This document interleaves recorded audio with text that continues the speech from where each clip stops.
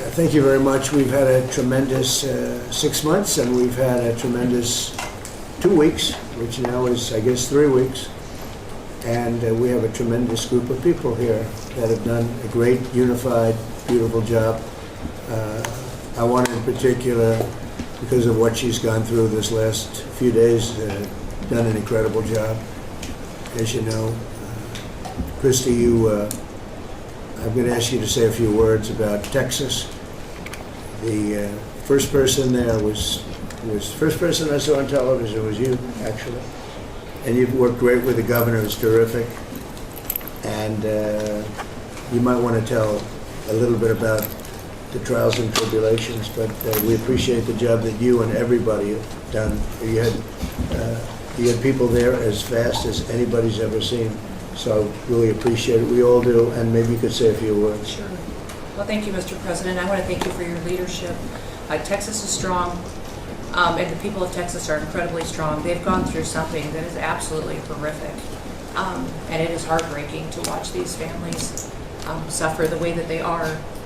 As soon as this flash flooding event happened, you know, the governor has activated his emergency responders. Nim Kidd is his emergency management director, who is incredible. He's great. And has immediately worked with the local first responders to get help to individuals and get them evacuated, put requests into me. We deployed sort of right away, as you know, because you and I were talking a lot during this time, the Coast Guard.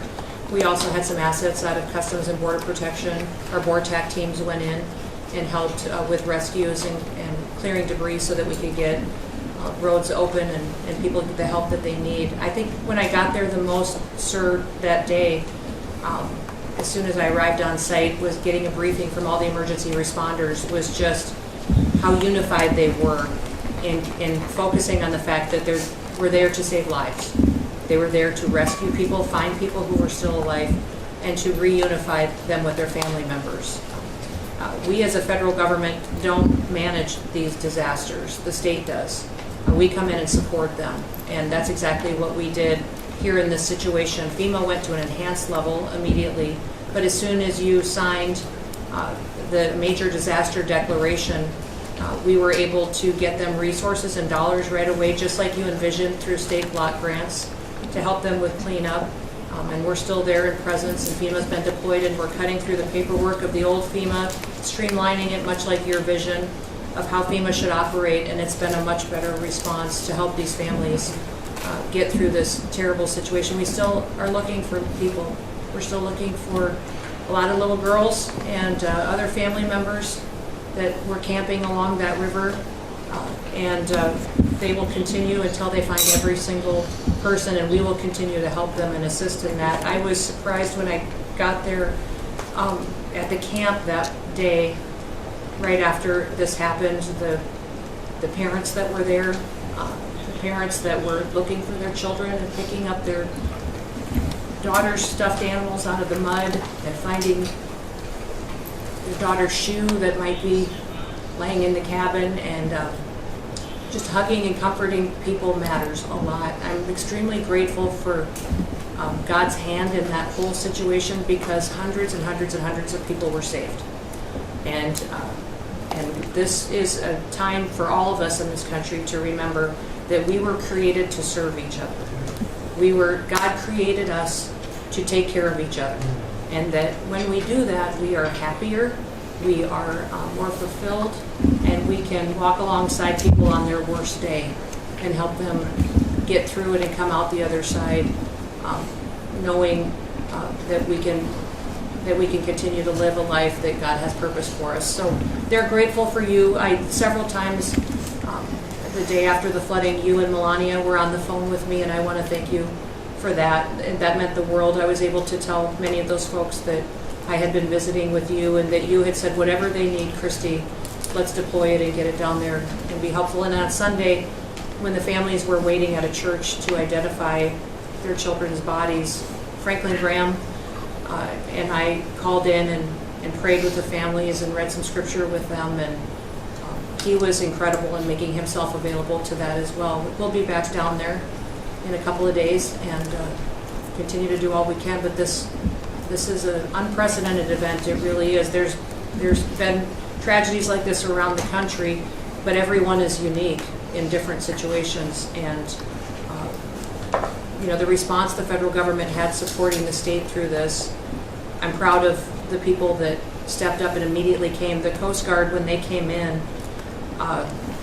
they had a difficult time even getting the aircraft in and landed. They had to try several times in the weather to get it in and deploy. And I think we've heard about, our one Coast Guard member that was responsible for saving over 165 people, but that entire crew did incredible work.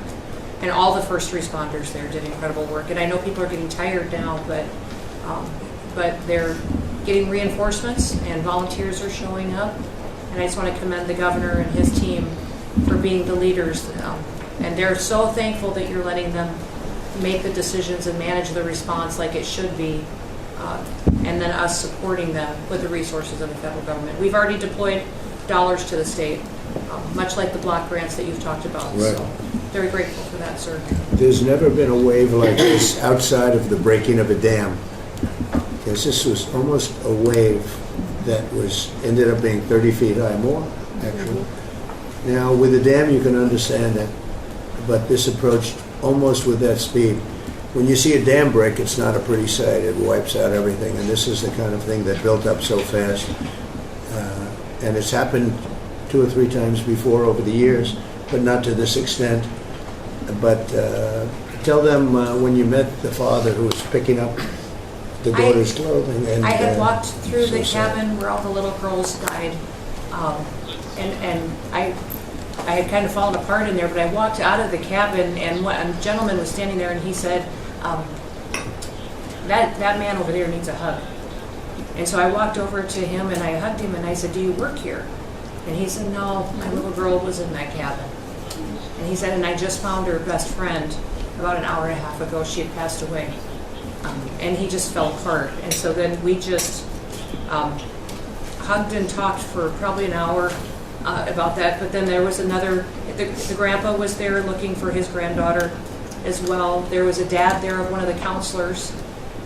The counselor was alive, but she was dealing with the fact that she had hung on to some of these girls and was trying to keep them out of the flood waters and had gotten hit by something and had lost 2 of the girls and wasn't able to hang on to them and was going to live the rest of her life thinking about that moment when she wasn't able to hang on to these girls. But these parents were picking up their kids' belongings out of the mud and throughout the camp and putting them in bags. And then one of the dads said, I knew 50 of these girls here. So I knew that was her dress. It's my daughter's friend's dress. So he was picking it up and putting it in a bag to return to her parents. And so it was and then the director was there comforting everybody who had lost his father the night before too, and he was still there trying to facilitate all of these parents grieving their children and find them. So the strength of people is incredible.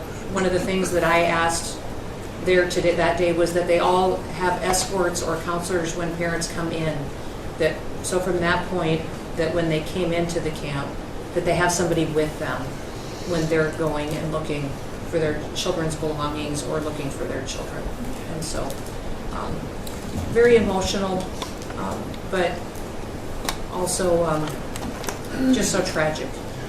The relationship with Texas and the governor has been obviously very good for years with me, but the relationship with Texas and their first responders and us with our first responders and lots of other people, and we brought in a lot of helicopters from all over, and we had a lot of helicopters. It was actually dangerous, a lot of helicopters up there, but they were real pros, and they were responsible for pulling out a lot of people, and we got them there fast, and Texas had some good ones too, but the response has been incredible, and the fact that we got along so well, I don't know, I don't even think that's a political thing, but we got along so well, and it was so unified. I think a lot of lives have been saved. That could have been, as bad as it was, you could have lost double or triple. This thing was just really horrible. Well, congratulations on a great job, and we appreciate it. I know you're going down. I'll be going down on Friday with First Lady. We'll be taking a trip, And we don't want to get in anyone's way because that's what happens. The president goes and everyone's around focused on. I don't want anyone to focus on us, but it's possible they could have somebody saved still. Yes, There's a lot of areas. It's a big area, and it's probably unlikely at this point, but there could be. They're thinking there could be the possibility, but what a tragic situation. A good job, and we'll see you on Friday, and we'll finish out the day here. I think you've been reading a lot about, it's a terrible topic when you talk about financial after this, but we have a big country and we've been doing very well. The tariffs, as you know, are starting to come in at record levels. Tremendous amounts of money are coming in to our country. We never did that before. We're not used to it. We only have tariffs going out. We only adhered to the rules of other nations who charged us tremendous tariffs because we were led by stupid people or people without any business sense. And I'd like to ask God, you could maybe talk a little bit about how well we're doing with regard to the money coming in. And the big money will start coming in on August 1st. I think it was made clear today by the letters that were sent out yesterday and today. Go ahead, Chris. Yes, sir. We will have taken in about $100 billion in tariff income thus far this year, and that's with the tariff, the major tariff not having started till the second quarter. So we could expect that could be well over $300 billion by the end of the year. We don't agree with CBO scoring, but for those who do, the CBO scored tariff income over the next 10 years at $2.8 trillion, which we think is probably low. And sir, under your leadership, we're witnessing. And they gave us no credit during this last little, the great, big, beautiful bill. I always use the word great. I add that to it because it really is what it is. It's never been anything like it, actually. And I want to thank all the Republicans that voted for it. And I want to, scold the Democrats because they're voting for tax cuts. They're voting for no tax on tips, no tax on Social Security, no tax on overtime, and many, many other things far more important than that. Great health care. And frankly, every Democrat should lose their election because it was purely political vote. They were told not to vote for it. So think of it. We got 218 to 2. And then with the Senate, we had 50 to 3. Democrats didn't vote at all, not one positive vote, with all of the good things in there. Economic development money, tremendous border money. Now you're loaded up on the border, and I don't think we're going to need so much of it because we had zero come in last month, so I'm not sure how much of it we want to spend. You may think about that. You may actually think about saving a lot of money because the wall's been largely built, and it obviously worked. But you may want to think about that. But so I think it's incredible when I watch the Democrats, and they have standard lines like they had Russia, Russia, Russia. They had the laptop from hell. It all came from Russia. They make things up and they go with it, and they feed it to you people in many cases. And they said, here's a line. And I hear the new line is death. Oh, it's death. Everyone's going to die. There's nothing to do with that. In fact, we're saving our country. Death is from allowing 25 million people into our country, of which 3 or 4 are stone-cold, hard criminals. 11,888 are murderers, many of them committing more than one murder. That's death, and the Democrats did that. Joe Biden did that by allowing people to come in here just totally unchecked, unvetted, open borders, open borders. The whole world was dumped into our country from prisons, from gangs, from mental institutions. We have many people walking the streets, walking in areas that we don't know anything about, that came out of insane asylums. They released their the insane asylum population into our country, and it's amazing the job that you and Tom Homan are doing, by the way, on that. But we have to get them out, and we have no choice. We have to get them out, and we are getting them out. And so, Pete, you want to tell them about our great military and how well we did with respect to the bombers and the B-2? We had the pilots here 2 days ago, and they were incredible people. Go ahead. Yes, sir. Truly a historic mission, and demonstrated the skill and courage of the United States military. from those B-2 pilots and families that we had a chance to meet, sir, to the fighter pilots, to the refuelers, to the maintainers, to the air defenders who defended the base. What was demonstrated on the world stage was American military might and capability. And it wasn't just Fordo and Esfahan and Natanz that took notice in Iran. It was the rest of the world, that we have a decisive commander-in-chief willing to use these capabilities, which are the best in the world. As the president pointed out, no one else could have done what America did there on that night, and everyone took notice of that. With the One Big Beautiful Bill, sir, we've got $150 billion additional to invest in Golden Dome and all the other weapon systems and stockpiles and shipbuilding priorities of yours. Another month, another historic recruiting bump. It's not just the Army and the Marine Corps anymore, it's the Navy, the Air Force, and the Space Force, all historically ahead of where they've ever been. So historic spirit inside the military. We had a chance to be at NATO, Marco and I, and see how the world responds to us saying it's time for you to shoulder the burden and take the lead for your continent. That only happens with President Trump leading. And we're proud to be a part of what's going on at the border, sir, with now a fourth national defense area where we're helping get to that number 0 in securing the border. But that mission, Operation Midnight Hammer, re-established deterrence. It reversed what happened in Afghanistan. You saw the debacle of what Biden allowed to happen in Afghanistan and what that did to our image. President Trump said, with Operation Midnight Hammer, we're reestablishing American leadership and deterrence, and we're proud to be a part of it, sir. And our so-called enemies were watching. They watched every minute of it. They watched. There was very few people that weren't watching, actually. But they watched every minute. It was a perfect military performance, the likes of which we haven't seen in a long time. I mean, if you compare that to the same country, the hostages from years ago, Jimmy Carter, it was unfortunate for Jimmy Carter. He was a nice man, but with the helicopters going down, the sandstorms, the prisoners, they got captured, then the election and the prisoners and Reagan and all the problems. It was nothing but problems. And that was a failure. And ours was not only the pilots, I mean, those machines flew for 37 straight hours. They didn't stop. They went skedaddle. You know the word skedaddle? It means skedaddle. They dropped the bombs, and somebody said, skedaddle. Let's get the hell out of here. And every bomb hit its mark and hit it incredibly. And as you know, the Atomic Energy Commission said it's gone. That place is gone. We had a lot of fake reporting, mostly from CNN, where a scammer writer, a writer for CNN, who should be fired, by the way. She was involved with the 51 fake intelligence agents, if you remember that. She did that story, created a story out of it. She created a story out of the laptop from hell, saying it came from Russia, but it actually came from Hunter Biden's bedroom, or worse. Just a scammer, and she's still at CNN, which is pretty amazing. But we'll ask you a question about her. But they came up with this concept that maybe the attack wasn't that good. Maybe and I saw it happen right after the attack. I saw this person on CNN. I actually watch. I like to watch the enemy. You learn from the enemy. And I watch because you have to know where they're coming from. And I watched her say, Anderson, I'm hearing stories that maybe they didn't hit their target. Maybe it wasn't that good a hit. And hearing stories. The next day it was a little more, and the next day a little more.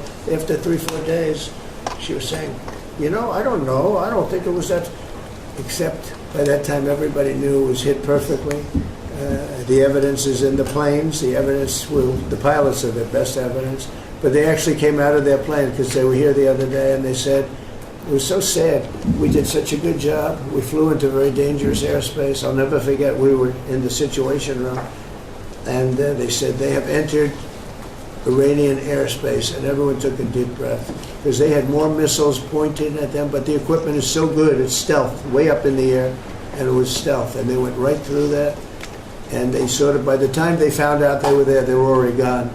That was the word skedaddle, get the hell out of here. But they were right in the most dangerous airspace in the world, and they took those big, beautiful, very fast, they're unbelievable planes. I mean, they become really beautiful works of art. I always thought they sort of were cool, but now they look better than just cool, don't they? Huh? But they dropped the loads, and literally they would hit, if you look at this table, from here to there, they had a A half a refrigerator door is the way to best explain it. Take a refrigerator door, average size, cut it in half. That was their target. They hit every single one. Then we had 30 missiles, Tomahawk, shot from submarines 300 miles away. Every one of them hit their target. It was a perfect mission. Then they came back, almost 37 hours. Every plane worked perfectly. The mechanics were here too. I said, you got to get the mechanics here. We didn't have any problems. If you remember, they had a lot of problems with the helicopters, but they did fly through a dust storm, which they shouldn't have done. Sometimes you say, let's go back and try it on a nicer day. Dust and sand don't work well with helicopters if you know much about helicopters, but that was a horrible embarrassment to us. Then we had Afghanistan, which I think was the most embarrassing moment in the history of our country, and we would have gotten out.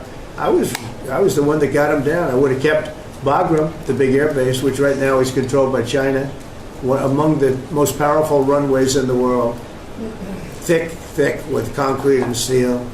Anything could land, and right now they were 1 hour away from where China makes its nuclear weapons. I was keeping it. Outside of that, we were leaving, and I would have been out faster than them, but we would have gotten out with strength and dignity. Instead, that was the most botched up mess I've ever seen. They left all that equipment behind, and every year they have a parade running down some third-rate street with the equipment. You know, it's supposed to be Fifth Avenue. It doesn't work. But with all that equipment that they left, they should have taken every ounce of it. I was taking every ounce. I said every screw, every bolt, every nail you take out of there. And Millie said, I remember one time, sir, we're better off leaving the equipment. Why? Well, it's cheaper. I said, cheaper? You mean it's cheaper to leave a $150 million airplane rather than flying into Pakistan or India or someplace, or just flying it straight home is cheap? Yes, sir. That's when I knew he was an idiot. It didn't take long to figure that one out. But they left all that equipment, but they left their dignity behind. It was the most embarrassing moment, in my opinion, in the history of our country. Not that we got out, we should have not been there, but that we got out the way we got out, with great embarrassment and death. You had 13 young people. I've gotten to know their families very well, but you had hundreds of people killed that nobody talks about. You had the other side, many people were killed. Many people are walking around with no legs, no arms from that whole thing. They left from the wrong airport. They should have left from Bagram, because Bagram was a big base with hundreds of miles of fencing and territory around it. Nobody would be able to get near it, and they left. So we've done a great job, and I think people are really starting to see it. They're starting to appreciate it. Pete's done fantastically. That mission was a work of art. And I have spoken to some of our perceived, I don't know if they're enemies, but they're perceived as being potential enemies. And they essentially said the same thing, very impressive. There wasn't a thing that, we didn't lose an engine. We didn't lose, they landed and they were cheered. But the sad thing was they were cheered, and one of the pilots said, we were a little concerned because when we got out, we were told that on television they were reporting that we may have missed our targets. Sir, we hit every target. That's what I do for a living. We hit every target. In fact, when the bombs hit, a yellow haze came over the horizon that I've never seen before. It just lit up the whole horizon, brighter than the sun. It was like looking into the sun. He goes, we hit our target, because you know what that was exploding. And but they were a little downbeat because they listened to that fake CNN reporting and the fake New York Times. They worked together to try and say that it wasn't perfect. They couldn't say they missed. All they could say is, maybe it wasn't perfect. And you ought to fire that reporter immediately. You should fire her. Real fake. And so I just want to congratulate those pilots. And a lot of people don't like bringing things like that up. I do. I always like confronting, because otherwise the public doesn't know that you're a bunch of crooked people. But they know, they've learned, and the media has to straighten out their act. The media is down to 17% approval. You got to do a little better than that. It's important for the country that you do better. I think they ought to make a lot of changes. I think changes are going to be made to the media, but it's hard to have a really successful country if you have a corrupt media, and we really have a corrupt media, and nobody really knows why. I mean, why would you want to have open borders and criminals pouring into our country? Why would you want to have men playing in women's sports, transgender for everyone, you know. You'll have to figure that out. But some of you don't. I mean, I'm looking at some people, they love the country, but I look at other people and they can't. But we're really proud of our military. It was, and the people that maybe don't like us or want to play games with us, because I think that had you not had the situation in Afghanistan, I don't think Putin would have gone in. I think when Putin looked at how stupid and incompetent that operation was, he said, wow, this might be a chance. And we're dealing with him now too. We're not happy with Putin. I'm not happy with Putin. And a lot of them are his soldiers and their soldiers, mostly. And it's now up to 7,000 a week. And I'm not happy with Putin. Okay, any questions? Yes. Yes, sir. You just said that you're not happy with Vladimir Putin. Is there anything that you plan to do to act on that feeling? Well, I wouldn't be telling you. Don't we want to have a little surprise? You know, one of the things we did with the attack is that, and you asked that question, I didn't mean to be rude, but I'm rude because I'm looking at some of these crooked people up here, so I'm rude, but your question was asked very nicely. But one of the things we did is we went over every fact. We wanted to get every fact straight. We wanted to have the distance straight, the number of pilots straight. Everything had to be correct, because this was a very important mission. If we failed on this mission, it was beyond the war that, you know, obviously we had with Iran and Israel, and a lot of hatred, a lot of years and years of hatred, centuries of hatred. People have never seen anything like it. So we wanted to be correct with all our facts. So, you know, what I was doing is just asking, it would be great if the media would be correct with their facts. That's all we ask for. So, go ahead. So finish it up. Oh, yes. Just returning back to Russia, if there's anything that you would signal about your displeasure with them. Well, look, I'm very unhappy with them. There's no reason for this. It's turned out to be tougher, but it's only tougher. And I will say the Ukrainians were brave, but we gave them the best equipment ever made. We gave them the anti-tank busters that knocked out tanks. I mean, you just aim them in the direction of the tank and the tank is gone. We gave them missiles, the latest and the greatest. They were able to shoot down a lot of things that would have normally wiped out. You know, probably would have been a very quick war. It would have been a war that lasted 3-4 days, but they had the benefit of unbelievable equipment. And Europe gave them to. We gave them far more because Biden shouldn't have done that. He should have equalized. We should have given them the same, or we should have given actually less than Europe. It affects Europe much more than us, but we're in there for over $300 billion. Europe's in there for over $100 billion, but still, Europe gave a lot.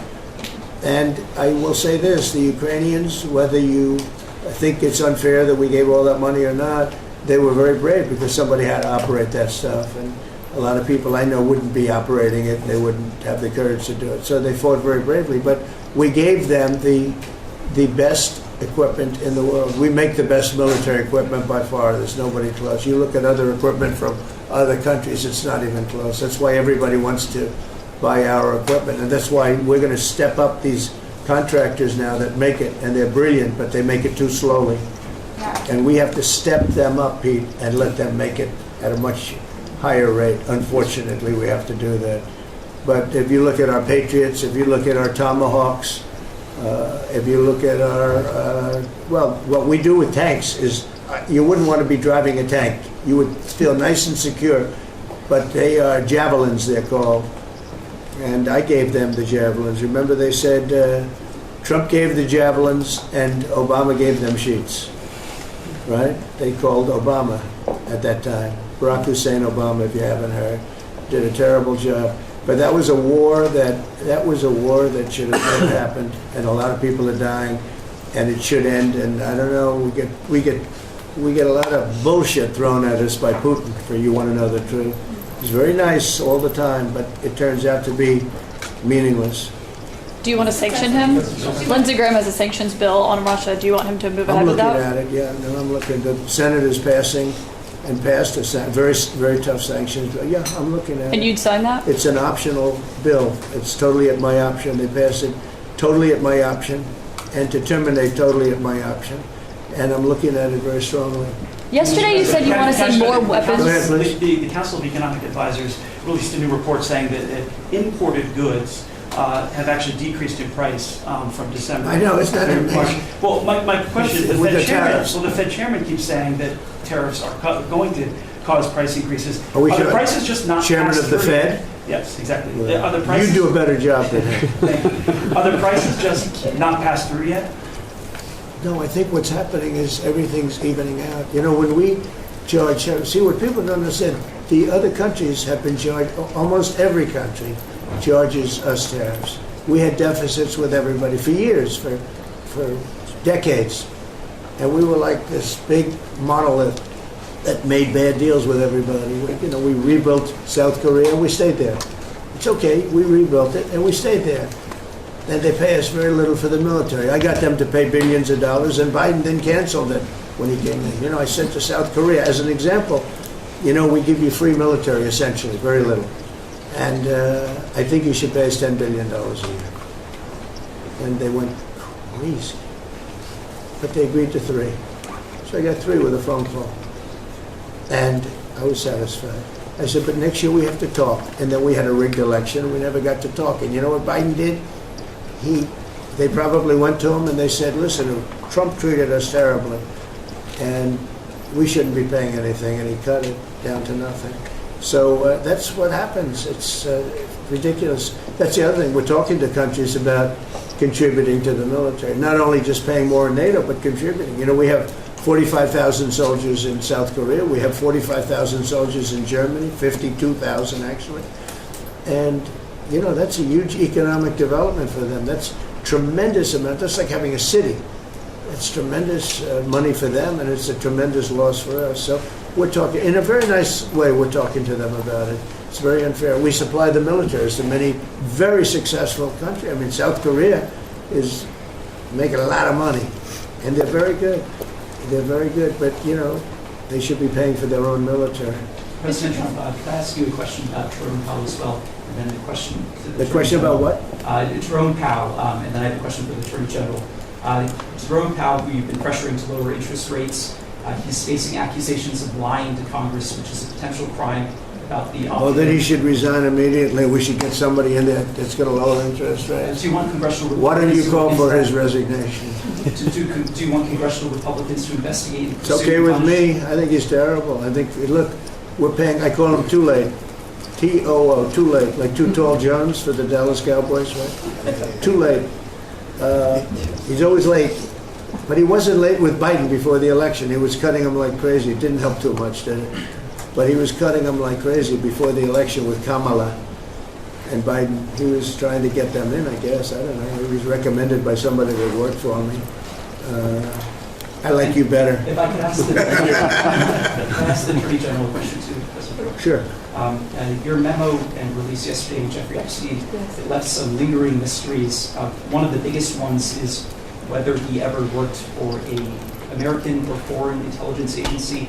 The former Labor Secretary, who was Miami U.S. Attorney Alex Acosta, he allegedly said that he did work for an intelligence agency. So could you resolve whether or not he did? And also, could you say why there was a minute missing from the jailhouse tape on the latest day? Yeah, sure. If Hey, I Pam, could, could I just interrupt for Sure. 1 second? Are you still talking about Jeffrey Epstein? This guy's been talked about for years. You're asking, we have Texas, we have this, we have all of the things. And are people still talking about this guy, this creep? It's a lot That of is unbelievable. Do you want to waste the time and do you feel like answering? I don't mind answering. I mean, I can't believe you're asking a question on Epstein at a time like this where we're having some of the greatest success and also tragedy with what happened in Texas. It just seems like a desecration, but you go ahead. Sure. First, to back up on that, in February, I did an interview on Fox, and it's been getting a lot of attention because I said, I was asked a question about the client list, and my response was, it's sitting on my desk to be reviewed, meaning the file, along with the JFK, MLK files as well. That's what I meant by that. Also, to the tens of thousands of video, they turned out to be child porn downloaded by that disgusting Jeffrey Epstein. Child porn is what they were. Never going to be released, never going to see the light of day. To him being an agent, I have no knowledge about that. We can get back to you on that. And the minute missing from the video, we released the video showing definitively the video was not conclusive, but the evidence prior to it was showing he committed suicide. And what was on that, there was a minute that was off the counter. And what we learned from Bureau of Prisons was every night, they redo that video. It's old, from like 1999. So every night the video is reset, and every night should have the same minute missing. So we're looking for that video to release that as well, showing that a minute is missing every night. And that's it on Epstein. Mr. President, just on the tariffs again, on August 1st, you've said it is the deadline. What incentives do countries have to negotiate? It seems that deadline keeps moving. It was April 2nd, now it's... We didn't move, no. It's always been August 1st, that's when we're paying. A statement was put out today, and I put it out just to make it clear. It wasn't a change, it was August 1st. We don't change very much, every time we put out a statement, they say he made a change. I didn't make a change. A clarification, maybe. No, August 1st they pay. And everybody pays, everybody has to pay, and the incentive is that they have the right to deal in the United States. If they don't want to, they don't have to pay, and they don't have to deal here. But if they want to buy and make a lot of money and sell in the United States, they have to do that. If you go back and look at some of the good presidents, our country was the wealthiest, proportionately the wealthiest, from 1870 to 1913. It was an all-tariff country. We didn't have income tax. That came in in 1913. We had tariffs. And we had so much money we didn't know what to do with it. We had, we had a couple of presidents that were very, very strong. McKinley, I guess more than anybody, but he was the tariff king, but he was very, very strong. It's sort of sad. He made a fortune for this country, became very rich, and then Teddy Roosevelt went out and vice president, and he spent the money. And they said Roosevelt was a great president. And let's say he was a great president, but the money was paid by McKinley with tariffs. Tariffs are charged by other countries at levels that are ridiculous. And I call those other countries, and every one of them is willing to give us everything now, by the way, just so you know. Sir, we'll charge you no tariffs, nothing. We'll give you everything. We'll give you access to our markets. We'll give you everything. Is that a correct statement, Scott? Yes, sir. Howard, would you say that's a correct statement? Exactly correct. It's like they just don't, because they're very spoiled, because for years they ripped us off and we didn't have a president that understood it, or Secretary of Treasury or Secretary of a lot of different secretaries are involved, but certainly Commerce Secretary was, not doing their job. I don't know about Kelly, she's small business. We'll keep it that way, okay? Her small business is bigger than almost all big businesses. But no, they are very respectful of our country. But the incentive is that they have the right to do business with us. Without that, they don't have the right to do business. And that will be okay, too.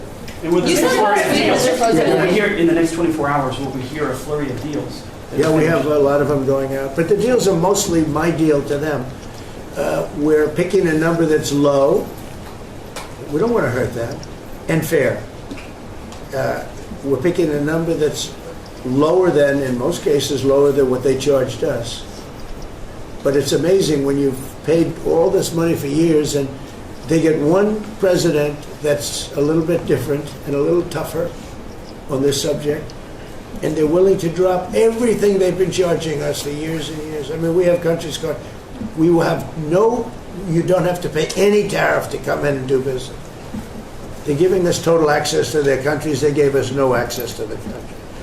They say, well, you cannot go into a country. Okay, good. Now we will give you total access and you don't have to pay any tariffs. But please don't charge us tariffs. And we don't like that deal. So the letters I send out are, we have made some deals. We can make a lot more deals. It's just too time-consuming. It just makes it more complicated. And we can do things over the years too. We're not hard line. But it's about time the United States of America started collecting money from countries that were ripping us off and laughing behind our back at how stupid we were.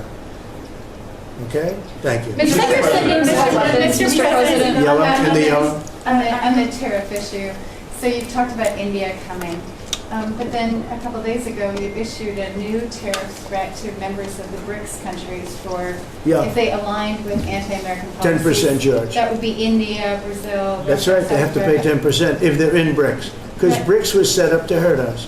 BRICS was set up to degenerate our dollar and take our dollar as the standard, take it off as the standard. And that's okay if they want to play that game, but I can play that game too. So anybody that's in BRICS is getting a 10% charge. Is that immediate, sir, or is Yeah, that pretty soon. if they engage in some behavior? Well, if they're a member of BRICS, they're going to have to pay 10% tariff, just for that one thing. Won't be a member long. I thought BRICS was, I said this about a year ago, and it largely broke up. But, there are a couple that hang around, but I thought it largely broke up. BRICS is not, in my opinion, not a serious threat. But what they're trying to do is destroy the dollar so that another country can take over and be the standard.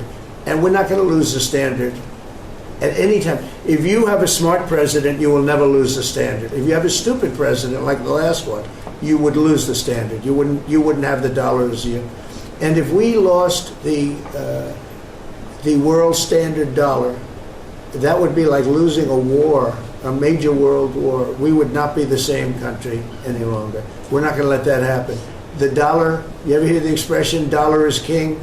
The dollar is king. We're going to keep it that way, okay? You said last night, Mr. President. And I'm just saying, if people want to challenge it, they can, but they're going to have to pay a big price. And I don't think any of them are willing to pay that price. But you said last night, Mr. President.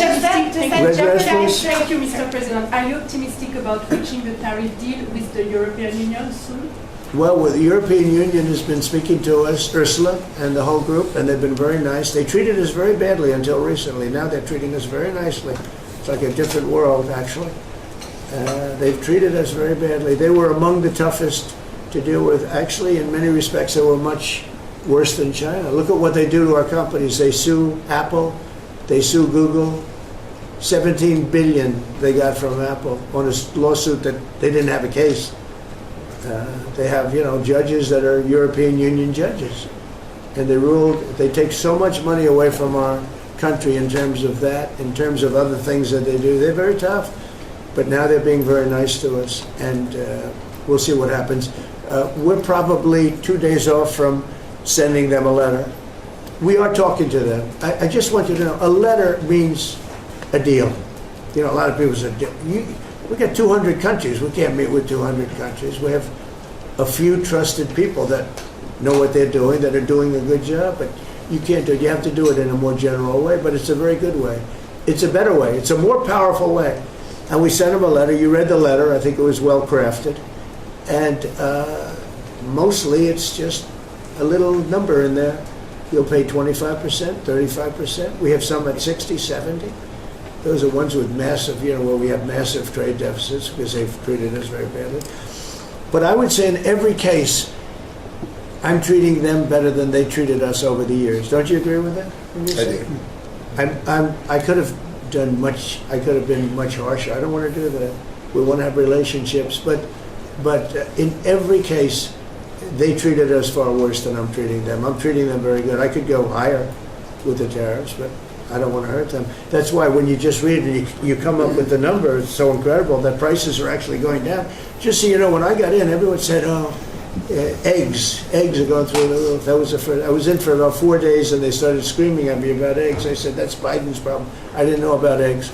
But eggs went up about 5 times. You did a fantastic job. And we ended up shortly getting, in fact, for Easter, they said, go out and buy plastic eggs. You can't use real eggs. Well, we bought 200,000 eggs for the White House for the Easter egg hunt that we have at the White House, and there were eggs. We had the price down, and now the price is lower than it was before. We did a good job with eggs, but we did a good job with groceries. Our prices are down in this country. A big part of it's oil. The oil, you had a couple of places last week, you had $1.99 for oil, for gasoline.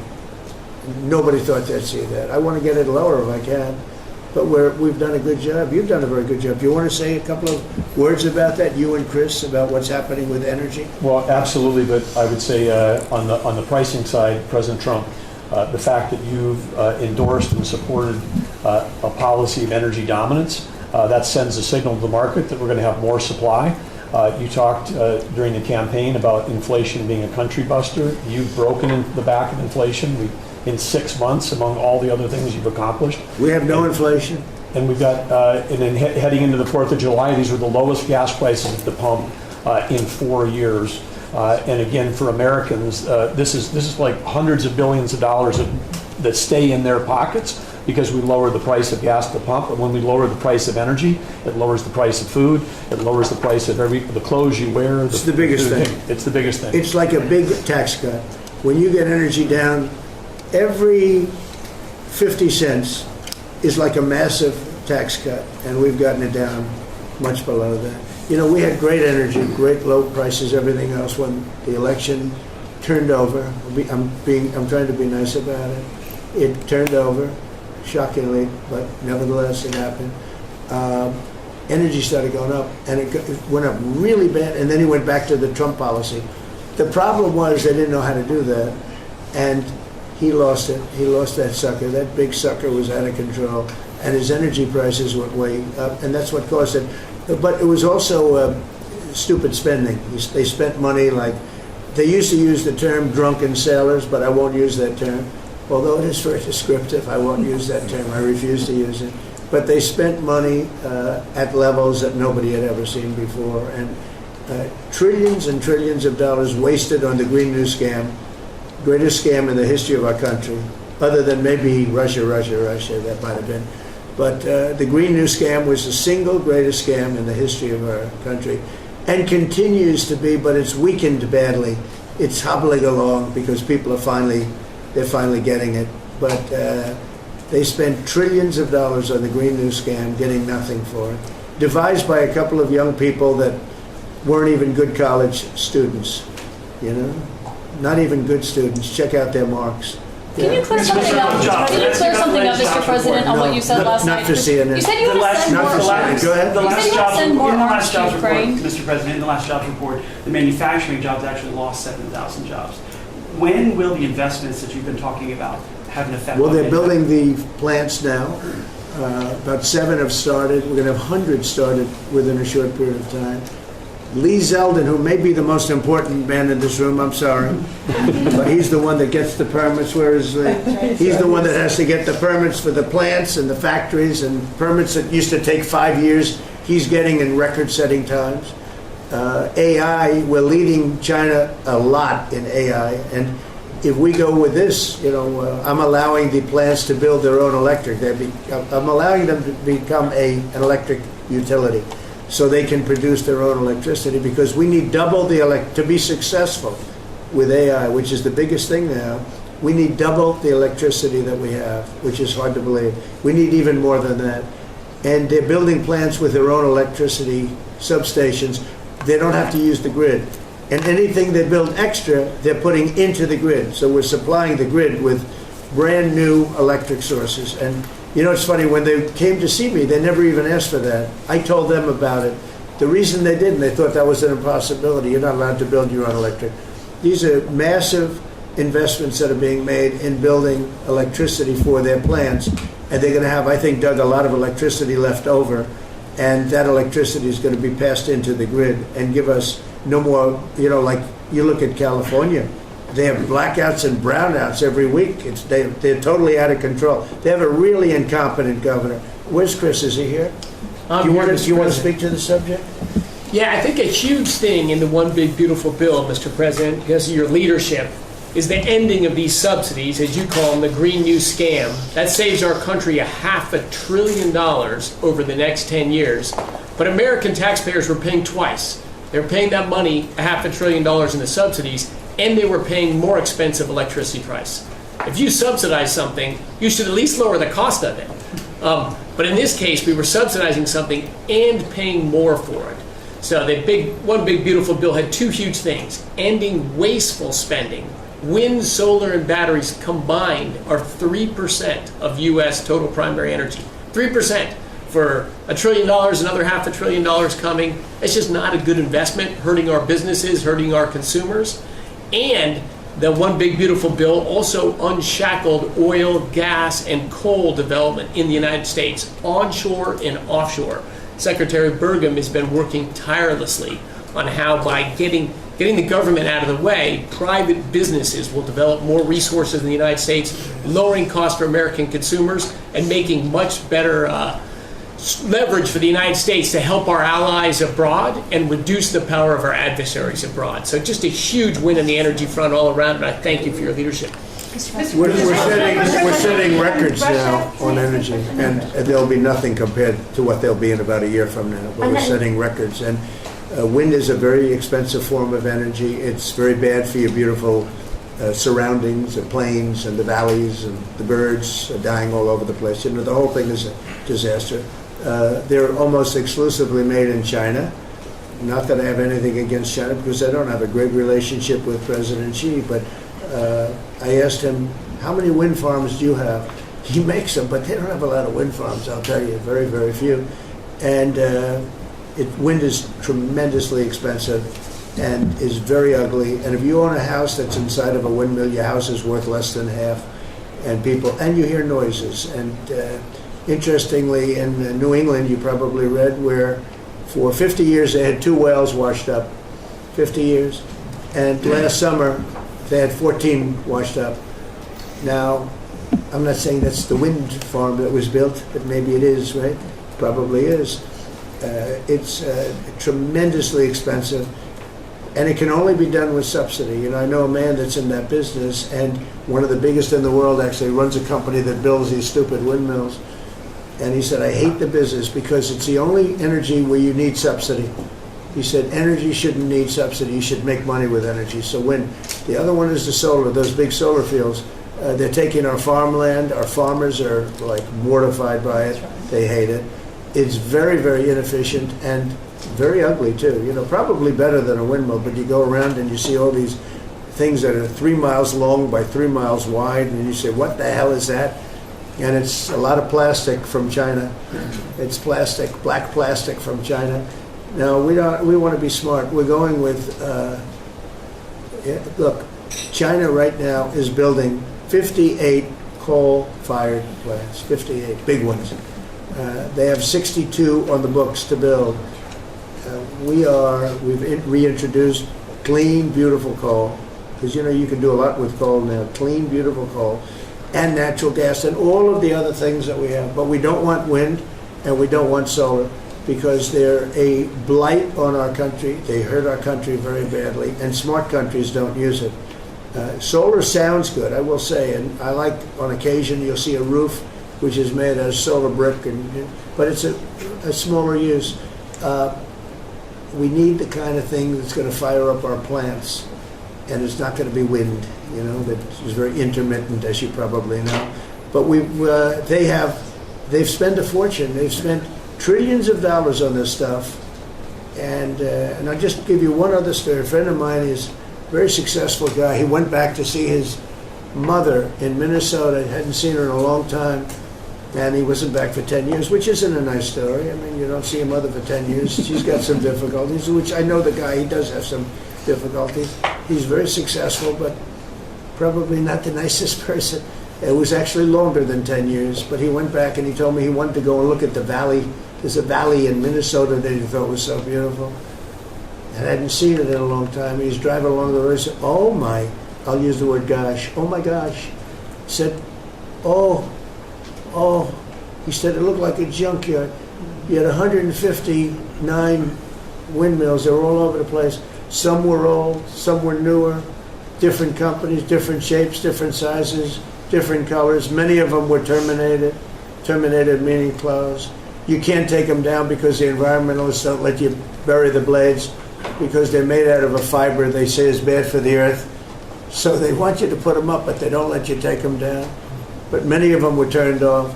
He said it looked like a junkyard. Go to Palm Springs, California, and take a look at that pile of junk. And you go into a wealthy neighborhood. Before you get there, you have to ride through hundreds of windmills that are, most of them are turned off, they're rotting, they're rusting, they're 30 years old, 20 years old, and they have a very short life. You know, those windmills have a very short life, especially the ones that are in the nice salty Atlantic Ocean and Pacific Ocean, where the salt just gets under that steel and decimates it. No, it's a horrible, horrible thing for our country. And I speak out. It would be nice to say wind, because it sounds so good, doesn't it, Doug? Wind, wind. But it's not. It's these ugly machines, and they're all made, you got to see, some are a little taller, a little shorter. They're made by different companies. They have different stocks. They have different blades. They have different everything. It is so horrible. And if you look at smart countries, they don't use it. Smart countries don't use it. And we're now a smart country. We're not a, we're a brilliant country.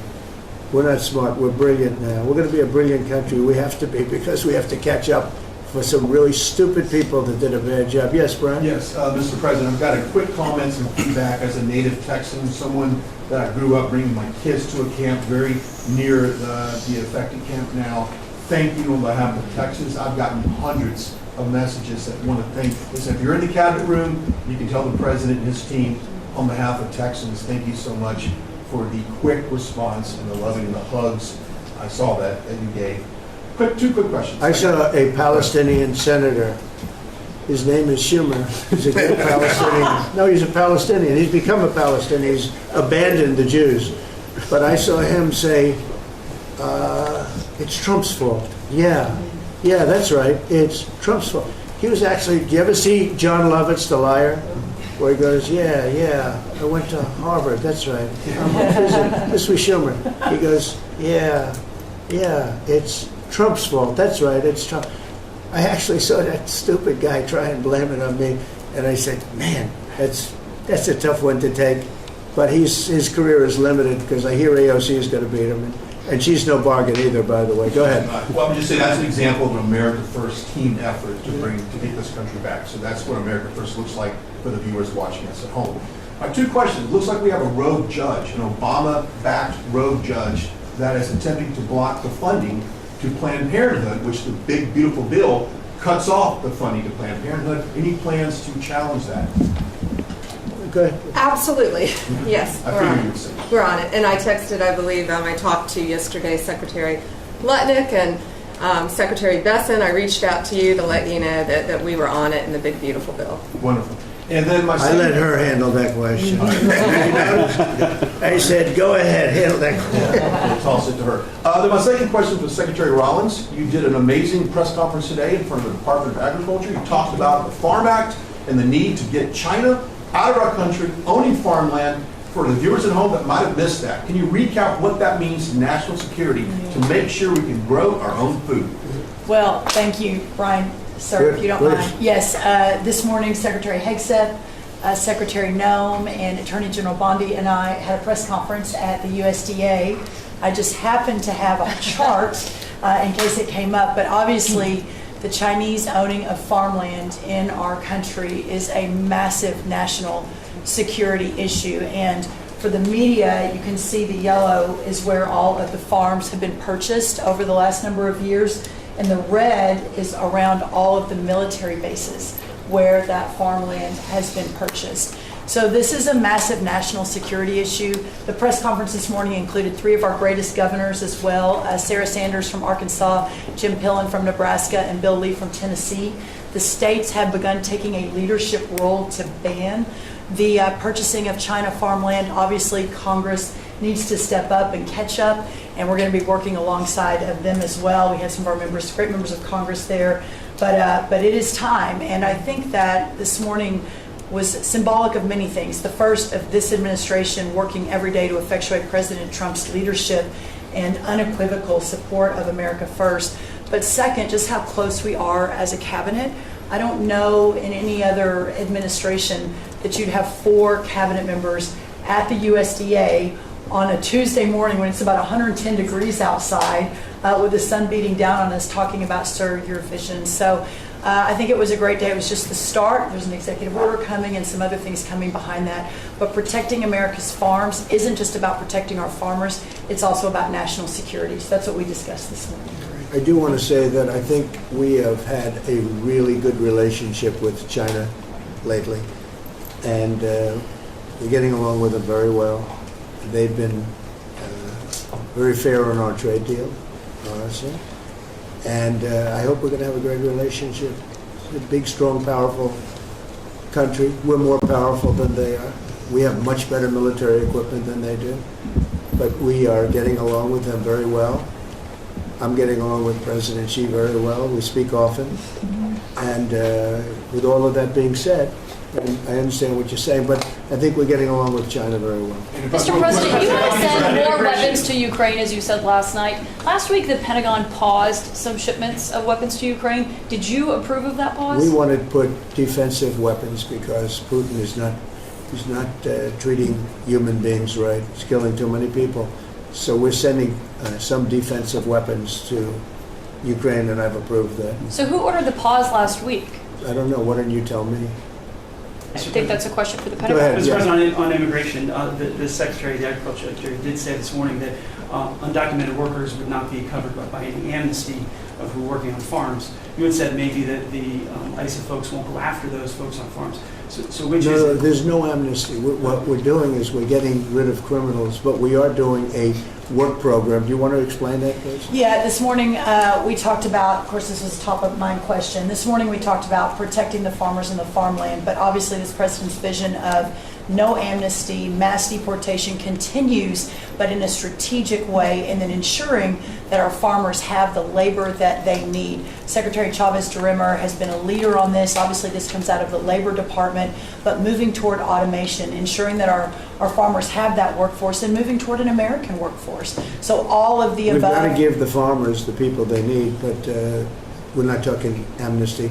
Laura, do you want to say something? Yeah, thank you, Mr. President. On this, thank you, Secretary Rollins, how important this is never to displace the American worker. What the Department of Labor is doing is focusing on what the law entails now, being more modernized, more streamlining, to work through the H programs. We're going to have a concierge approach to that, where we have developed a new office to answer the need of our farmers and ranchers and producers, and not to displace the American worker, and fall within the law now. And that does not include an amnesty program at all. And we've seen that working, and we'll continue to have that roll out. On the other topics that we've somewhat talked about, the jobs numbers, Mr. President, 4 months in a row, we've seen those jobs numbers increase. That's an exciting time for our manufacturers. That was asked earlier. We know it's going to take some time, but through that deregulation process that we and I are working on as well, the Department of Labor has rolled out 63 new deregulations that we're going to be moving through. In the first Trump administration, it was successful with over 30. We've just rolled out 63 new ones in order to double down on those manufacturing companies, to let them know that we have signaled through this process that we will assist them in getting the workforce that they need. It's an exciting time. That one big beautiful bill, that was the signal to my former colleagues in Congress to get this done. It's been an important time. I spent time on the ground visiting 7 states in 9 days prior to that bill being passed, because it was the most pro-worker piece of legislation that we will ever see really in this country right now.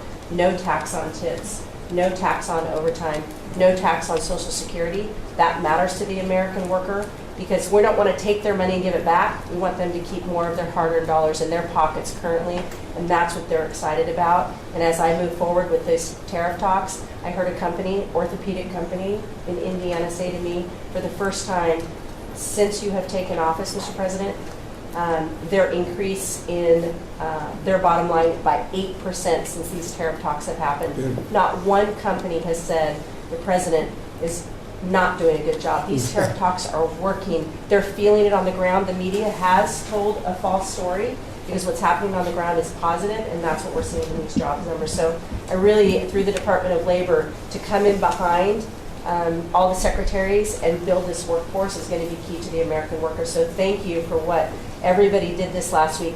The One Big Beautiful Bill is a doubling down of this, and we're going to see these workers start to grow. And that apprenticeship program is going to be working. We'll have that 1 million apprentices across the country. We, as you know, we're building plants all over the country now, which you weren't building any plants 4 years ago. You weren't building anything.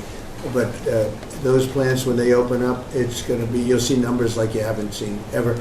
I don't think in history you'll never see numbers like what we're going to see in the very near future. Many of them are building the plants. Some are just starting right now. You know, it's a brand new administration. But, and they wouldn't be here except for two things. November 5th, the election, and the tariffs. And frankly, I guess the election was more important because of the tariffs. I mean, another person wouldn't have done this. But they're coming in because of the tariffs. They have to, they're not going to pay 25, 30, 40, 50%, 70, and 100%. And we'll be announcing something very soon on pharmaceuticals. We're going to give people about a year and a half to come in, and after that they're going to be tariffed if they have to bring the pharmaceuticals into the country, the drugs and other things into the country. They're going to be tariffed at a very, very high rate, like 200%. We'll give them a certain period of time to get their act together. But they were all here now. They all left. They went to other places because we allowed, the people that sat in this room allowed it to happen. And I don't allow it to happen. The people in this room don't allow it to happen. So we're going to be announcing pharmaceuticals, chips, and various couple of other things, you know, big ones. We did steel, as you know, they're 50%. We did aluminum, 50%. Lumber just came out. Why don't you announce copper? And we did cars. And now, today we're doing copper. Copper and aluminum. What would that tariff be on? The section tariff? I believe the tariff on copper, we're going to make it 50%. 50%. Any breakthrows on See, I'm glad he Gaza? didn't question it. Any breakthroughs? I sort of thought, what would that be? Quick one. I didn't have much time, but he agreed with me. That's why he's Howard. Any breakthroughs on Gaza with the Prime Minister? And there's reports that you're meeting with Netanyahu again tonight. Is that accurate? Yeah, I am. He's going to come over again tonight. We're talking about Gaza, mostly Gaza right now. It's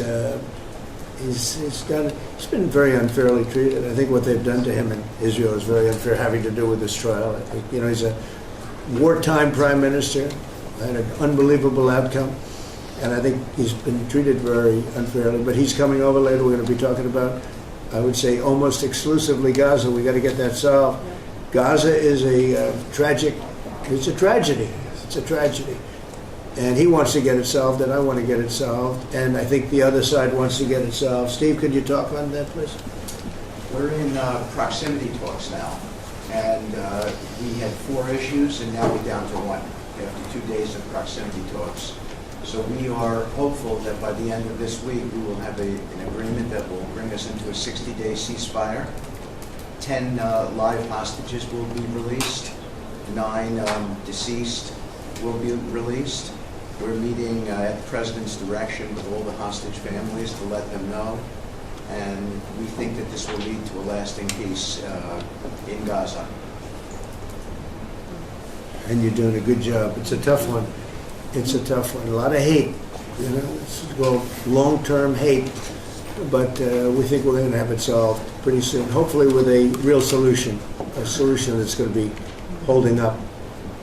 And can I follow up? This is, I think, the first cabinet meeting since Elon Musk has not been a special government employee, not here anymore. He's now saying he's going to create a third political party. Are you worried about the impact that could have?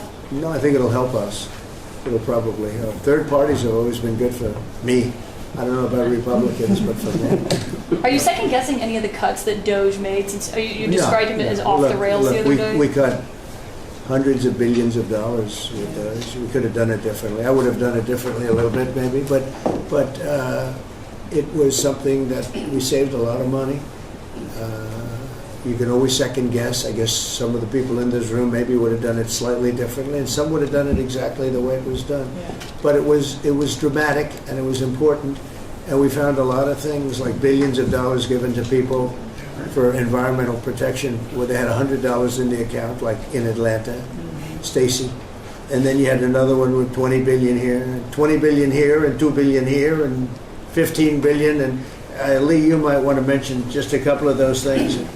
We really got because of Doge. At the Trump EPA, the one big beautiful bill was filled with many big beautiful wins for the taxpayer. It delivered a sledgehammer to the Green New scam. Billions of dollars rescinded. So it's a big deal for the American taxpayer who sees money go through pass-throughs, that are filled with self-dealing and conflicts of interest. They see unqualified recipients.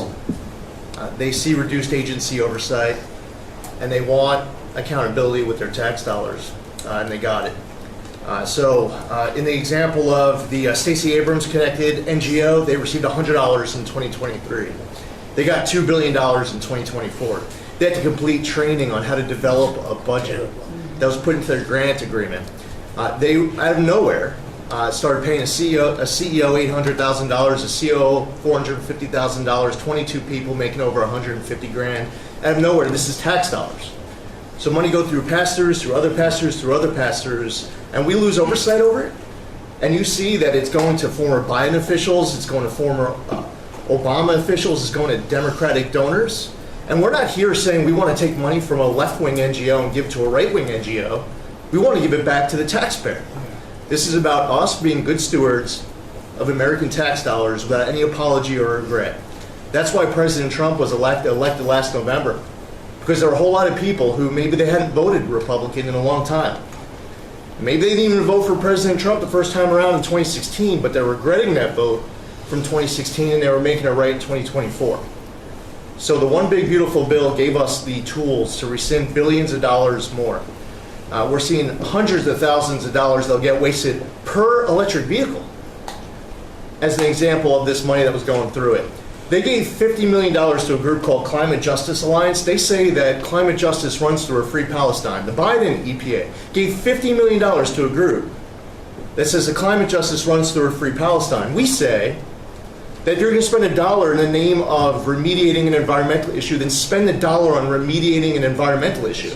We say that we can protect the environment and grow the economy. We want to help grow more baseload power in this country.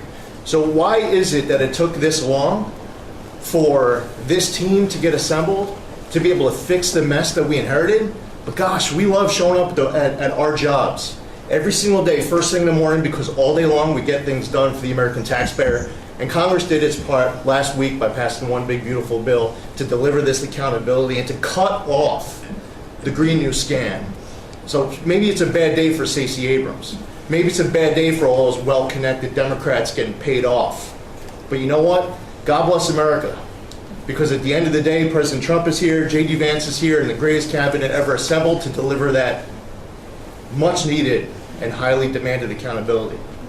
Mr. President, on That Ukraine. was a very good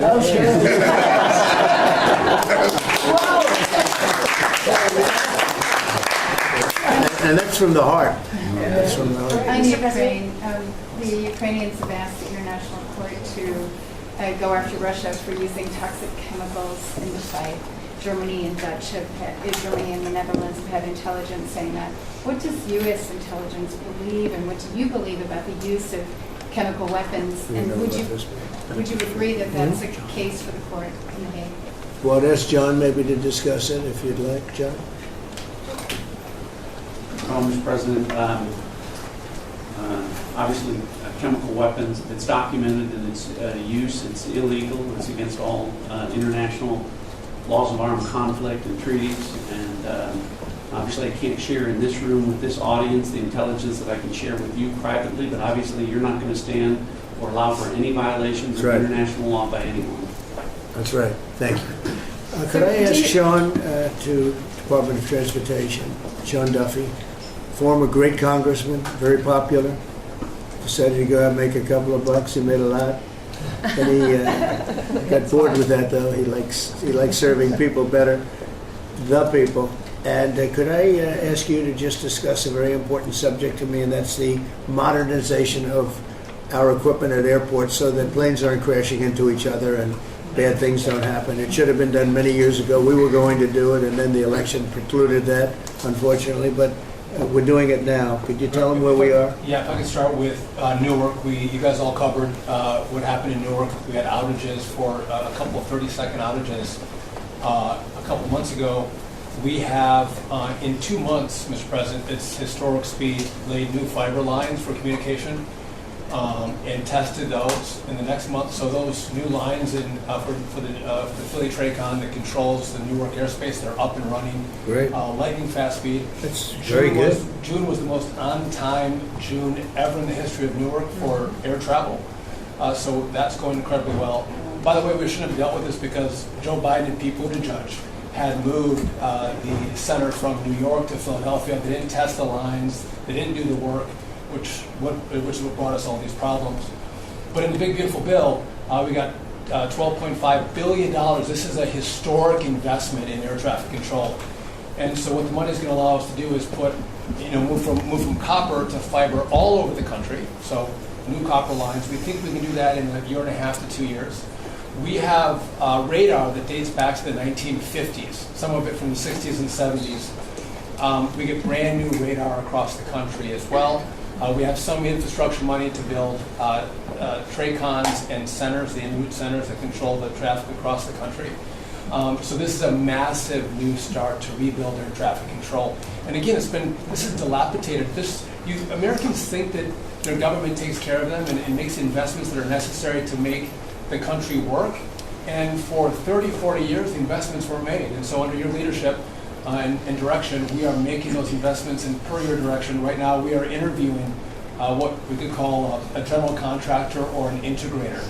One company to manage. It's a massive project. The FAA is not qualified to manage this kind of a project. So we are now going through the process of finding who that one company will be to manage the whole project. We'll interview those companies together and make that selection. So we'll write one big beautiful check to one beautiful company that'll be responsible for this whole build. But if I just make one last point, this is not enough money. We're going to need more.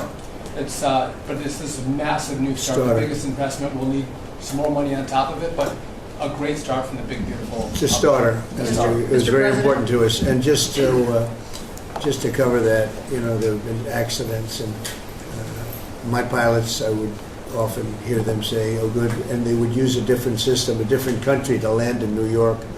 They'd use the radar and other things from a different country. I said, "What's that?" He said, "Oh, our system is so bad." And I knew that. We were all set to start. And Boot Edge came in, and what they did was so crazy because they hooked in copper into fiber, into steel, they had all different systems. They had hundreds and hundreds of contractors, different contractors for different airports. They spent billions of dollars, and they made the system worse because you can't hook copper into fiber. It doesn't work that way. You just can't do it. It's not doable, but they tried to do it. Didn't work out too well. And in the end, it was just a complete disaster. We want to have one great company. Now, Raytheon's going to bid, IBM's going to bid. We have 5 or 6 bidders that really are good and do this stuff.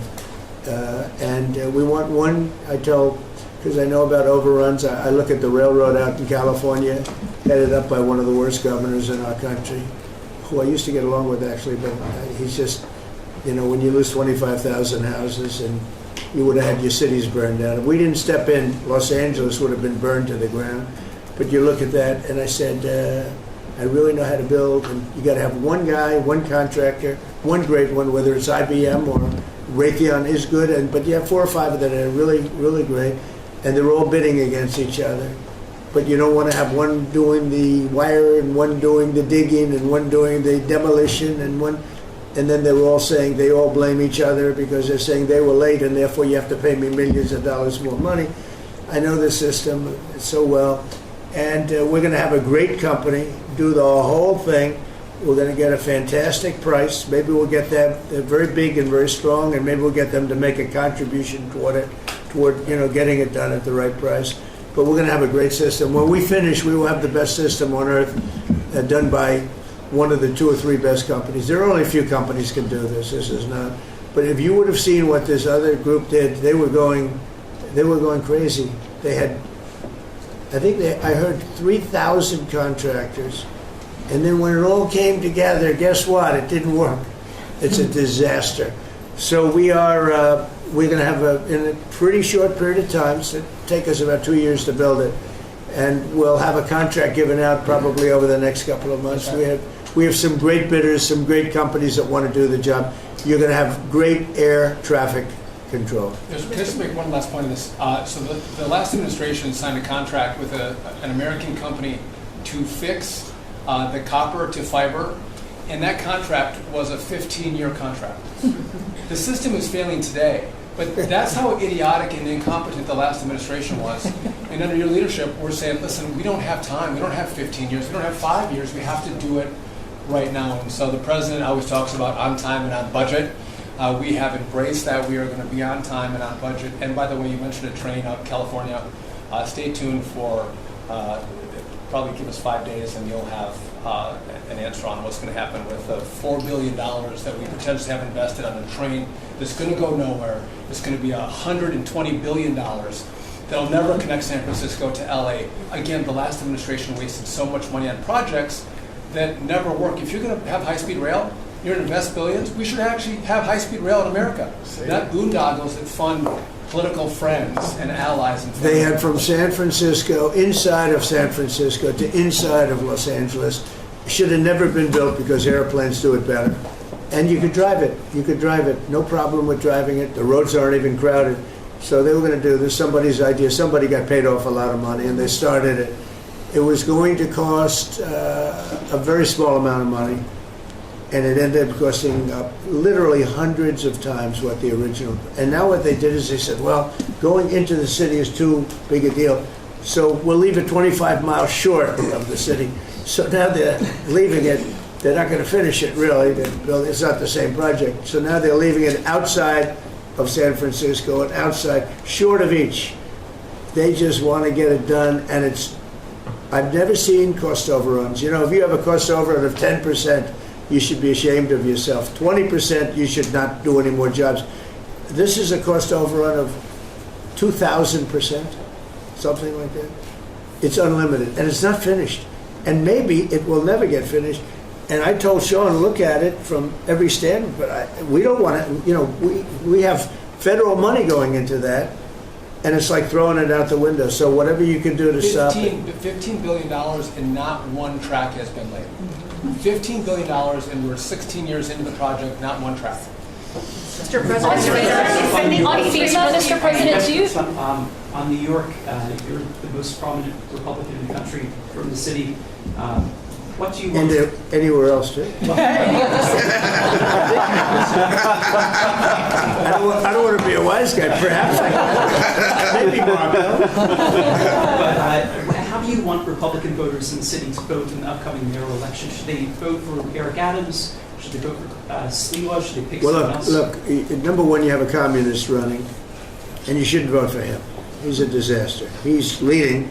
He's got the Democrat nomination because that shows you where the Democrats have gone.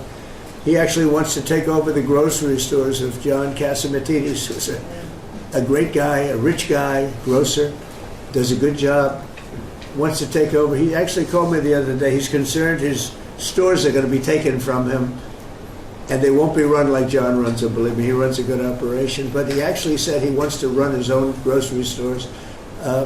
No, this is a man who's not very capable, in my opinion, other than he's got a good line of bullshit, and he's convinced them to go with him. Now, as you know, Cuomo, who does have capability, is running, but he got knocked out, and now they're running as, you have Eric Adams, the current mayor, you have Cuomo, and you have Curtis Sliwa.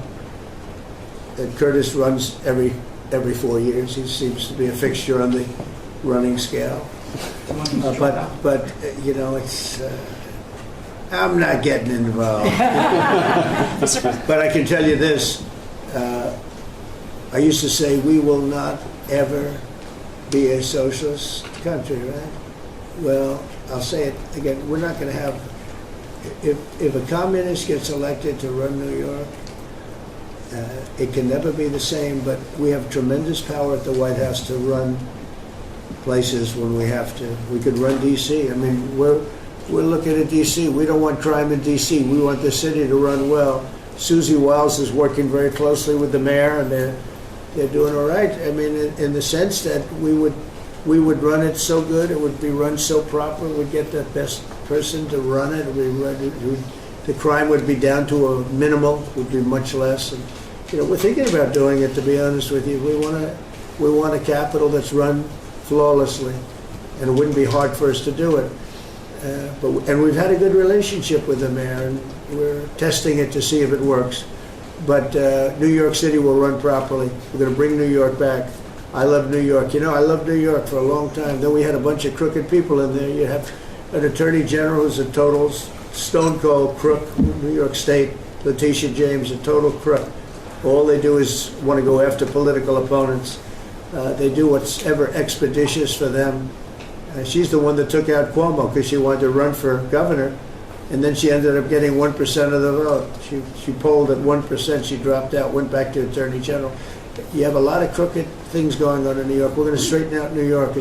Maybe we're going to have to straighten it out from Washington. But when I see a communist who has actually gotten a Democrat, pretty much gotten a Democrat nomination, they also went to that new form of voting, which is a beauty. You go in there in third place, you come out in first. That's that form of voting that they have gone to. You know what I'm talking about. It's not too good. We're going to do something for New York. I can't tell you what yet, but we're going to make New York great again also. We're going to make it great again with the country. What we've done in this country in the last 6 months, nobody has ever seen it. And I told the story, the King of Saudi Arabia, I was over there. They gave us $5.1 trillion between Saudi Arabia and UAE, Qatar. 3 stops, $5.1 trillion coming into our country as an investment, biggest investment ever made. And it's all going to good stuff. I mean, all real big, good stuff. Energy projects, big things. But they all 3 told me essentially the same thing. We thought your country was dead, and now you've got the hottest country in the world. We're right now riding the hottest country. We all, and you can all be proud of it. We're in the hottest country. This is the hottest country in the world. There's nobody close. Made hotter by some great pilots and great machines that nobody else has. Those great, big, beautiful machines, they rode those machines right into the toughest territory. And nobody knew what the hell happened. And then they hit their targets perfectly, and it was complete and total obliteration. And that's why that war ended, Steve. They told me that's why the war ended. The war ended when they saw that, it was over. And we're very proud of it. But we have the hottest country in the world right now, from a country that was close to dead. And if I didn't win, if you would have had the other person win, we all know who she is. Whether it was she or Biden, they're the same. He may have been more competent than her, and that's hard to believe, right? But if you had that ideology in, I don't believe you would have had a country anymore. I think you would have had a country that was broken up. But we had a dead country, now we have the hottest country in the world, and everybody knows it, and everybody said it. Mr. Vice President, do you have anything to say? Well, thank you, Mr. President. I just want to say that I'm very proud of the whole team. I think everybody has worked together. You see Pete and Marco and Steve working on some of the diplomacy, Christy and Pam working on the border. We just have a really solid team, and we've done a lot of good work. And in particular, I want to congratulate the White House staff led by the President on getting the One Big Beautiful Bill passed. Yeah. I was personally skeptical. Sorry I never told you this, but I was skeptical we'd be able to get that thing done by July 4th. We did it because we worked together and we worked very well. So it's an honor to be a part of it, but I'm really proud of you guys for doing a great job. The beautiful thing about it, it had something for everyone. That's right. Most people said it had to be broken into 7 bills. It's so big. The problem was that some of those 7 have nothing for anyone, but they had to be done for the country. You know, sometimes you have to do things for the country that aren't necessarily popular. We had a couple of them, and that wouldn't have worked. So the One Big Beautiful Bill, many people said it could never be approved. Too big, too everything, is too much. But it had something very big and very important for everyone, and it's great for the country. And remember, the Democrats have come up with a false narrative, you know, just whatever. It's just a line that they send to everybody and that they print. I think in the case of this, it's death. Everyone's going to die. I heard that. Everyone's going to do just the opposite. Everyone's going to live. What we're doing is saving our country and making it much bigger, better, and stronger than it ever was. I'd like to ask, Marco's been doing such a great job. Do you have anything to say? Well, it's just going through a list here, Mr. President, and I think the Vice President's pointed out that the great team you have and all these achievements that have happened domestically. But you think about it, under your leadership, you prevented and ended a war between India and Pakistan. NATO's now at 5% for the first time ever, the highest numbers ever. A peace deal between the Democratic Republic of Congo and Rwanda. A 12-day war that ended with an American operation that we're the only country in the world that could have done.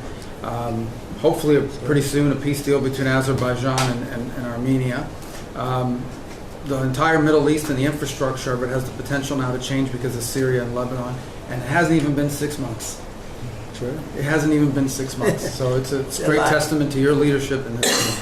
Well, thank you very much, and you've done a fantastic job. At a time, we caught him on that one. That's crazy, but you're working on so much. You want to bring education back to the states. How are you doing?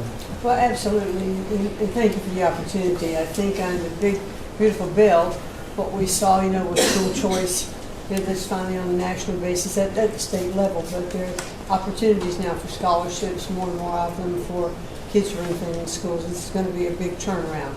I think one of the biggest accomplishments we had over the past week was the University of Pennsylvania with the Title IX ruling that Leah Thomas was stripped of her title, Riley Gaines and Paula Scanlon and other women who have stood, so strong against men and women's sports. And when you put out the executive order, that just solidified and gave them the opportunity. So those are a couple of really, really big wins, and thank you for that opportunity. And how are you doing with Columbia and Harvard?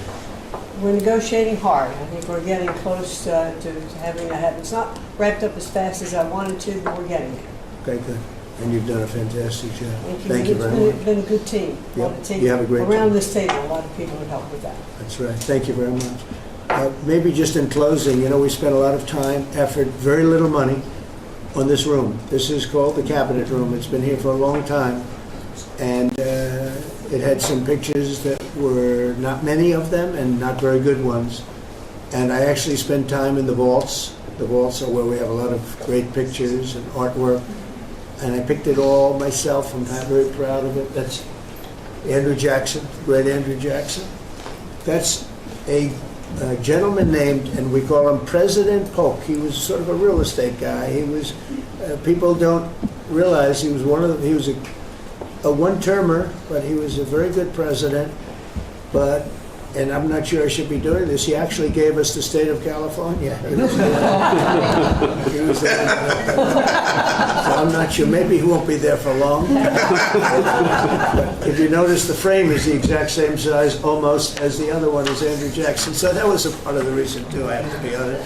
But Polk was actually a very good president who's got the same frame that I needed, okay? And up here you have the original George Washington right behind the light. And then you have Dwight Eisenhower, who was a very underrated president. He built the interstate system, and he was the toughest president, I guess, until we came along. But I don't mind giving up that crown, because I don't want to be too tough on it, but we want to be humane. But he was the toughest president on immigration. He was very strong at the borders, very, very strong. And sometimes you can be too strong. He was strong at the borders, and during a certain period of time, they were so strong that almost every farmer in California went bankrupt. And we have to remember that. We have to work together. We have to remember that. But he was a very good president and a very good general and a very good president, and I thought he deserved a position somewhere on this floor. And then you have, this is very exciting to me, he was not a Republican, to put it mildly, but he was, he was a four-termer. He was Franklin Delano Roosevelt. And if you notice, there were a lot of ramps outside. We have ramp, people say it's an unusual place for a ramp. It was because of him. He was wheelchair-bound. But he was an amazing man. It's an amazing portrait. And we used to have him in the room, a different portrait. And it was a terrible portrait. It was almost like it was done by a child. And I used to say, I can't believe that he would have approved of that portrait of himself. And I was in the vaults and looking at things. I said, what's that? And we have some great curators here. We have 6 curators at the White House. They have 2 for paintings, they have them for furniture, they have them for different things. I guess cost is no object. Okay, cost is, maybe I'd have 1, but that's all right. But we have 6, and they're very talented, though. And he said, that's a picture of FDR. I said, really? Let me see it. They took off the wrappings, very well preserved. And I said, that's the picture they've been looking for years. That was the picture of Franklin Delano Roosevelt. And I said, oh, wow. And likewise, that fit, see frame-wise, it just doesn't work. It doesn't work if you have, I want to be nice, but it doesn't work if you have a big frame, a little frame, but it's like perfection. I'm a perfectionist. The mirror was down in the vaults also. I said, where is this from? And it's a very old, very storied mirror, beautiful. We put that up. And then over there is Honest Abe Lincoln. And that picture was in his bedroom. And we thought that this would be a very important place because this is where wars are ended. I'm not going to say wars are declared. I'm going to say wars are ended, okay? We'll be positive. And that's the picture of Abe Lincoln from his bedroom, sat in the bedroom for many, many years. That was his favorite picture of himself. And the Lincoln bedroom's very famous. You remember when Bill Clinton had it and he rented it out to people. Okay. We don't do that. But it's an incredible room. And we took that picture from his bedroom. That's Abe Lincoln. And then over here you have John Adams, and it's they were the first occupants of the White House, 1800. And John Quincy Adams, Mrs. Adams, they were the first occupants. So we have them looking at each other, and in between their stare is Abraham Lincoln trying to make peace. And that picture was in a room that I have that was not important like the cabinet. I gave it up. I said, I have to give it up because that's one of the greatest pictures of the White House. The White House is tremendous art. And the Oval Office, when we're there, we'll go over that. That's really been something. Then we got the drapes, so we got the whole thing. We got new drapes. We got new, wasn't a big expense, very, very small.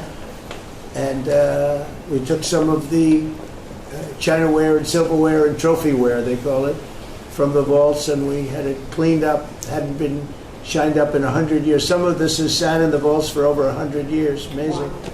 Over 100 years. Many of the pictures that were put up in the Oval Office, as an example, those two, as an example. So he was president. They moved in 1800, and he won the election, I believe, in November of 1800, John Quincy Adams. And we thought that would be, he was considered to be a good president, and he was the first occupant of the White House, so it sort of made sense. And I love the frame of those pictures. Look at those frames. You know, I'm a frame person. Sometimes I like frames more than I like the pictures. And we have the flags of the Marines, and Space Force now has its own flag. I'm very proud of Space Force, but the Army, Navy, Air Force, Marines, Space Force, the whole thing. And Coast Guard is right there. We never forget the Coast Guard. They do a great job. So we have the flags throughout the office. And it's really become quite a beautiful place. I don't want to tell this, Marco pointed it out. I was going to leave the clock. So as president, you have the power. If I go into the State Department or Department of Commerce or Treasury, if I see anything that I like, I'm allowed to take it. Do you believe this? So I'm in Marco's up. I see this gorgeous clock, grandfather clock, and there it is. I said, Marco. He didn't know about it. I had to read him the rule and regulation. I said, Marco, I love this clock. Look at it. It's beautiful. He said, what clock? I said, the clock that's in the other room is incredible, and nobody gets to see it there. Marco, I tried to talk him into it first, and it sort of worked, and then I had to use a little more. I said, I'd love to take that clock out and put it in the cabinet room. He said, no, are you serious? I said, Marco, I have the right to do it, Marco. And he said, all right, what the hell? That's his contribution to the cabinet room. But it's, by the way, it's an incredible clock. And, you know, it's an important room. So you may see it again. Maybe we'll move it back. Anyway, so that's pretty much it. But it really is great. Here we put out, you know, these lamps have been very important, actually. Whether people love them or not, but if you see pictures like Pearl Harbor and Tora, Tora, Tora. You see movies about the White House where wars are being discussed. Oftentimes they'll show those lamps or something like those lamps, something that looks like them, probably not the reals, because I don't think they were allowed to. This is a very important room. This is a sacred room. And I don't think they made movies from here. You never know what they do. But they were missing medallions. See the medallions on top? They had a chain going into the ceiling. And I said, you can't do that. You have to have a medallion. They said, what's a medallion? I said, I'll show you. And we got some beautiful medallions. And you see them. They were put up there. It makes the lamps look better. So we did these changes. And, you know, when you think of it, the cost was almost nothing. We also painted the room a nice color, beige color. And it's been really something. The only question is, will I gold leaf the corners? You could maybe tell me my cabinet could take a vote. You see the top line moldings, and the only question is, do you gold leaf it? Because you can't paint it. If you paint it, it won't look good because they've never found a paint that looks like gold. You see that in the Oval Office. They've tried for years and years. Somebody could become very wealthy, but they've never found a paint that looks like gold. So painting it is easy, but it won't look right. And the question is whether or not we should gold leaf it. Linda, do you have an opinion? I gold leaf it. You like it the way? No, I gold leaf it. You'd gold leaf it? Yeah. Who would gold leaf it? Could I raise you? How about, would you gold leaf it? I was going to ask about McKinley, one of your favorite presidents. Well, McKinley was a great president who never got credit. In fact, they changed the name of Mount McKinley, and I changed it back because he should have been. The people of Ohio were he was the governor of Ohio. The people of Ohio were very happy when I did that. They were very insulted. They took the name of Mount McKinley off. That was done by Obama a little while ago, and I had to change it back. I changed it back. He actually was a great president. He was a president. He was the tariff, the most, I guess, since me. I think I'm going to outdo him, but he was a tariff president. He believed that other countries should pay for the privilege of coming into our country and taking our jobs and taking our treasure. That's the way he explained it. They took our jobs and they took our treasure, and for that they should pay. And he made them pay, and he built a tremendous fortune. In fact, in 1887, they had the Great Tariff Committee was set up in 1887 because our country had so much money, we didn't know what to do with it. And they set up a committee of, as they called them, elites, a term that we have to change because I think a lot of the people that are elites aren't elite. I think the people that aren't elite are elite, so we're going to have to maybe switch that around somehow. But they had a committee that was set up to spend the money because it was such a large amount of money at that time. It was nobody had seen anything like it, and it all came in from tariffs. And people didn't pay tax. There was no income tax system. I told you that came back in 1913. That came back and lived well for a while. And then you had the Great Depression.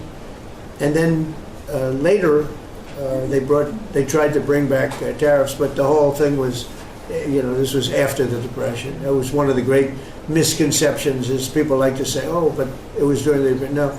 The country had a Great Depression, and then after the Depression, long after it started, they brought back tariffs to see if they could save it, but it took them really 25 years. When you say about 25 years to get out of the Great Depression, a lot of people don't understand that. But I thought it would be interesting for you to get a little view of this room. This is a very important room, very powerful room, great room. And we've done similar, but even beyond this, in the Oval Office. We brought back pictures of some of the great presidents. Many of them were in the vaults for over 100 years. Originals all, beautiful, beautiful things. And rather than sitting in a vault downstairs for 128 years, I thought we should display that. And we did that, I think, in a really good way. We've gotten very high marks. But it's interesting. People walk into that room and they look around the room. They don't even want to talk to me. They could look at it for hours. It's funny when people come into the Oval Office. It's such an incredible. It's a sacred place. When people come into the Oval from the biggest people in the world, presidents, prime ministers, kings, queens. One case at least, queens, and the biggest business people in the world. They walk into that office and. They always say there's no place like this in the whole world in terms of the power.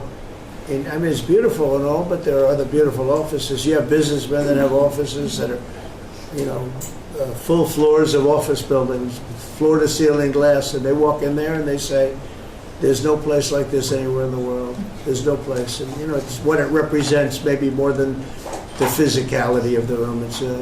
So it's an honor to have you all, media. It's an honor to have you. I just want to say we have a fantastic cabinet. Every one of them is a star in my book. And if they're not, I'll let you know about it. I'll throw them to the wolves. I'll throw them to the wolves in 2 seconds, because our country comes first, right? But I just want to thank you all for being here. It's been a lot of fun. Thank you very much, everybody. Thank you. I think it's about FEMA. Thank you, everybody. Thank you, press. Thank you, press. Thank you, press. I'll tell you some other time. Thank you. Thank you, press. Thank you guys for moving. Thank you, press. Yeah, I will. Are we talking about next week or I'm going to go. You're gonna bring the trophy. I'll be going to the game. Are you delivering the trophy? I'm going to deliver it. They have it in my office. Yes, I know. You're right. You're giving it up? She's special, sir. Oh, she's special. She's got this.